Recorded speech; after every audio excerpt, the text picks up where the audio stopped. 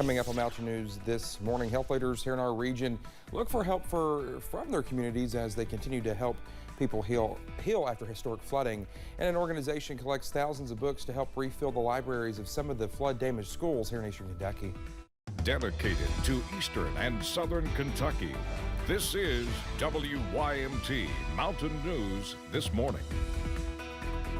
Good morning to you. It's Tuesday and it's just before 5 o'clock here. I'm Dakota Makris. Good morning to you. Let's head over to meteorologist Cameron Aaron for a look at our forecast this morning. And Cameron, I looked out at my phone and you sent out a weather push saying there could be some fog out in the area. I'm just surprised you have our weather pushes on, Dakota. On my work phone. I didn't. Oh, okay. So not the personal, but just the work. Got you. But yeah. If you are headed out this morning, be sure to use caution because we are looking at plenty of locations across the region that are dealing with that dense fog. Here's one right now over in Whitesburg. You can see back in the distance some dense fog in this location in Letcher County. Down to 0 miles right now for Pikeville and Hazard. Down to 1 mile for Prestonsburg, Harlan, and Middlesboro. Also 1 mile in Williamsburg. So be sure to just use caution and give yourself time as you step out the door this morning. Up on satellite and radar, we are dry. We do have a few clouds over the Big Sandy, but most of us are dry and clear as we wake up, but also chilly. Down to 39 this morning in Prestonsburg, 44 in Jackson, 42 for London, and 43 over in Somerset. And as we go through the rest of today, that fog will start to dissipate by late morning, and the afternoon's looking absolutely gorgeous. Upper 60s, plenty of sunshine. I have your full forecast coming up in just a little bit. Dakota. All right, Cameron, thank you. Well, since late July, we have covered countless businesses and organizations who have stepped up to help those impacted by the historic flood, and one local healthcare facility is aiming to do just that, but is in need of some support. Our Alyssa Williams talked with those at the primary care centers of eastern Kentucky to learn more about their disaster relief fund and the families they have impacted with their efforts.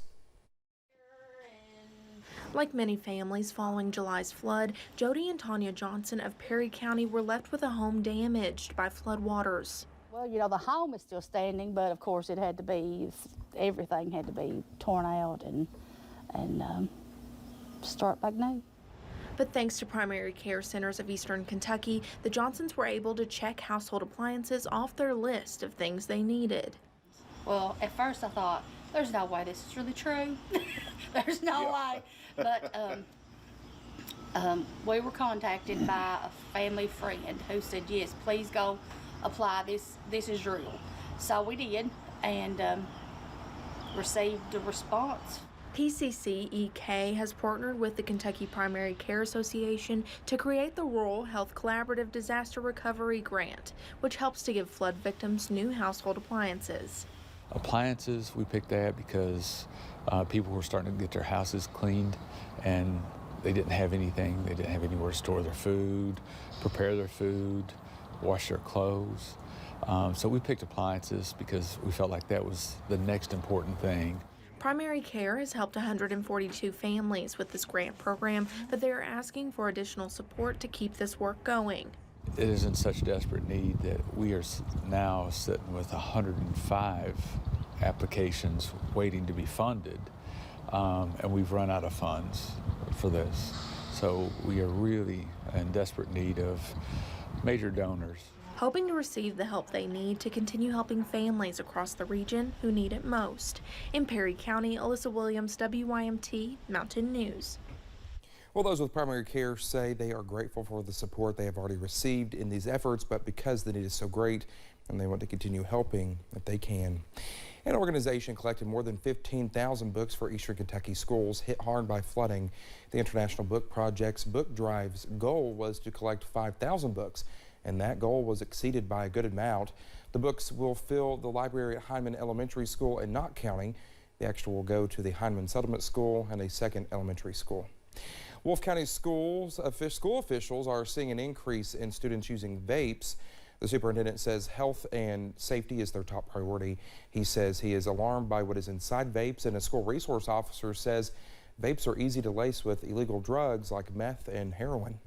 We're more concerned with the counseling end of it, the education, and helping them to make better decisions and to get off of the vapes.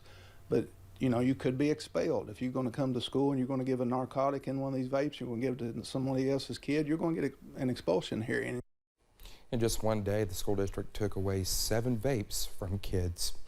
The Source Summit will be taking place on October 19th and 20th.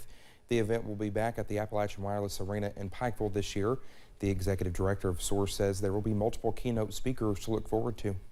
Congressman Rogers, who will be there both days with us, I believe.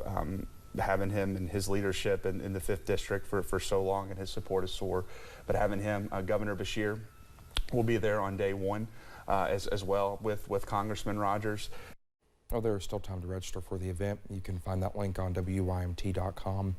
Well, time is running out to register to vote in the November election. The deadline is October 11th, 1 week from tomorrow. You can register in person at your county clerk's office or online at elect.ky.gov. The deadline to switch to a real ID is also fast approaching. The Lexington Herald later reports more than 500,000 real IDs have been issued in Kentucky. Starting May 3rd of next year, you'll need a real ID to board a flight or enter a federal building. If you don't have a real ID, you'll need to bring a passport with you. You can go to any driver licensing regional office to get the real ID. Limited supply and more demand is causing another increase in prices at the gas pump. Nationwide yesterday, the average price for a gallon of regular gas was nearly $3.80. AAA says that's up from the recent low of $3.67. Kentucky's average gas price is now 15 cents higher than 1 week ago. Well, thank you so much for getting your Tuesday morning started with us here on Mountain News this morning. Coming up, a natural light show is captured on camera across the pond, which leads to a stunning video that's on the way next. And sunshine sticks around for much of the week ahead. I have your full First Alert forecast coming up.